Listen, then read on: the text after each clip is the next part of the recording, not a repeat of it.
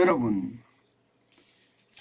중국 경제 성장률의 쇼크는 이미 예견이 돼 있었어요. 중국 공산당은 5.5% 올해 성장을 한다고 했지만 이미 많은 경제기관, 투자은행에서 4%대로 내려잡기도 했습니다. 그런데 세계은행에서는요, 중국의 경제 성장률 전망치를 2.8%로 내렸습니다. 와, 충격이죠. 아마 여러분들도 충격이실 거예요. 이게 세계은행이 당초에 중국 경제 성장률을 적어도 4월까지만 하더라도 5% 성장할 거라고 예상을 했거든요. 5%. 그러면 2.2%포인트를 지금 내려잡은 거예요.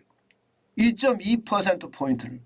와, 이거는 어떻게 생각하면 진짜 충격적입니다. 진짜 충격적이에요. 일반적으로 중국 경제 규모가 거대하잖아요. 그렇기 때문에 5% 정도는 무조건 성장해야 된다. 중국 공산당이 5.5%를 성장해야 된다고 하는 이유도 바로 그런 이유입니다. 그래야지 실업률이 안 나거든요. 실업률이 없어야지 사회 불만이 적어지고, 사회 불만이 이게 적어지면 공산당 체제가 계속 유지 발전되는 거 아니겠습니까? 그런데 2.8%까지 떨어진다면 아마 중국의 실업률도 엄청나게 넘칠 가능성 굉장히 높아졌다는 뜻이에요. 굉장히 높아졌다는 뜻이에요. 그만큼 말입니다. 지금 중국의 경제 성장률은 쇼크로 지금 다가오고 있다. 이렇게 해석할 수가 있습니다. 작년만 하더라도 중국은요, 8.1%에 성장했어요.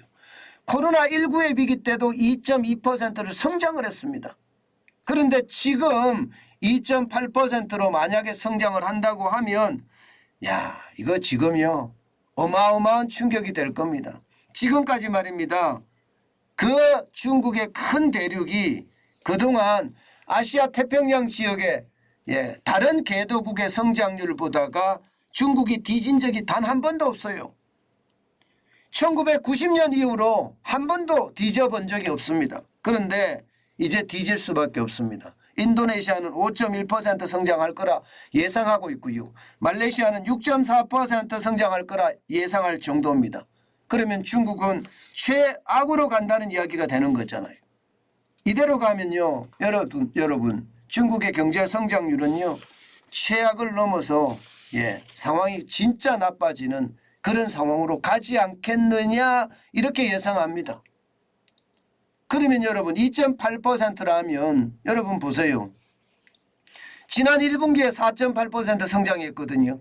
2분기에 0.4% 성장했습니다. 그러면 3분기는요. 3분기는 이것도 0점대가 될 가능성, 아니면 마이너스로 내려갈 가능성도 크다는 거예요. 마이너스로. 자, 이렇게 됐을 때 여러분, 우리 경제의 충격파는 어떨까요? 우리 경제의 충격파는 그 어느 때보다 커질 거다 예상합니다.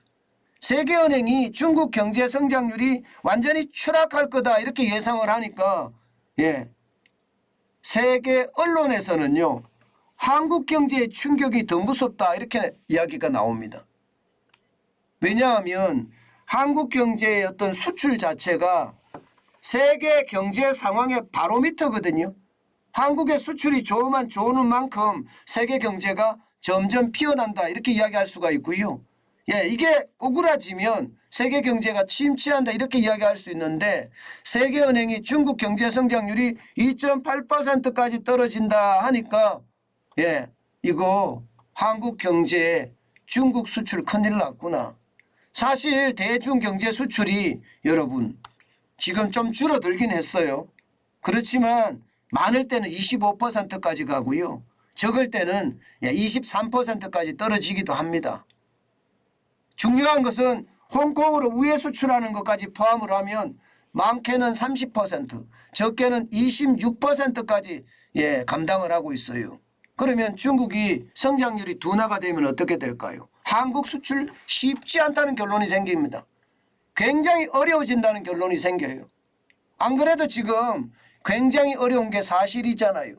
지금 보세요. 대중경제 수출이 지금 상황이 좋지 않습니다. 그나마 9월에 조금 좋아졌습니다. 9월 1일부터 10일까지 8억 9,500만 달러의 흑자를 내고 있어요. 다행히. 그렇지만 5월, 6월, 7월, 8월 4개월 내내 적자 기록했습니다. 6월 달에는 12억 1,400만 달러까지 늘었고요.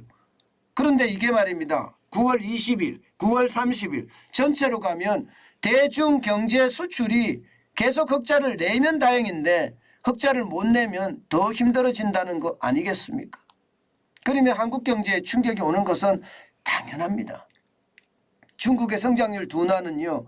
결국 대중무역수지를 더욱 악화시키고요. 대중무역수지가 악화가 되면 될수록 지금 대한민국 전체 무역수지는 최악의 어떤 상황으로 갈 수밖에 없다는 게 뭐 월스트리트 저널도 그렇게 발표를 하고 보도를 하고 있습니다. 그만큼 말입니다. 어렵다는 이야기가 되는 거예요. 안 그래도 9월 20일까지 대한민국의 무역 적자는 우리가 경험하지 못한 과거 경험하지 못한 숫자예요. 291억 3,200만 달러까지 갔으니까요. 심각하죠. 8월에 94억 7,400만 달러까지 최악을 기록을 했잖아요. 그래서 중국의 어떤 경제 성장률 둔화가 결국은 말입니다. 지금 한국에 대한 어떤 충격의 상황으로 더 되지 않겠느냐 이렇게 예상하고 있고요. 더 큰 문제는 여러분도 알다시피 지금 위안화 원화 이 사이에 어떤 환율이 장난 아니잖아요.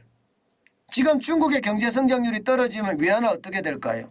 위안화 가치는 떨어질 수밖에 없을 거예요. 위안화 환율은 지금 포치죠. 연말까지 가면 7.3달러까지도 간다고 합니다.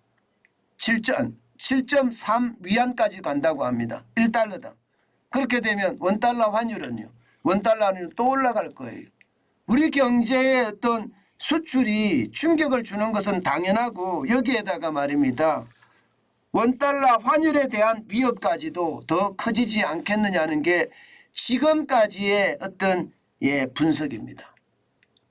여러분 세계은행이 분석한 것을 보면 실로 놀라운 일입니다. 중국 경제가 그렇게까지 망가질 수 있다니 이렇게 생각할 수도 있으니까요. 뭐 2.2%포인트를 낮췄다는 것은 여러분 이게 적게 낮춘 게 아니에요. 여러분 지금 이해하다시피 굉장히 큽니다. 그래서 더 위험하다 이런 생각 저는 많이 해보거든요. 참 상황이 점점 나빠지죠. 좋아질 날 올 거예요. 경제라는 게 내리막이 있으면 오르막이 있으니까 내리막의 끝점이 어딘지를 우리는 정확히 찾아야 되는 것. 그거를 찾아가면서 말입니다. 우리는 현금을 쌓아두는 것 굉장히 필요하다. 다시 한번 말씀을 드립니다. 상황은 나빠질 겁니다. 그에 대한 대비책은 현금밖에 없다. 이 말입니다.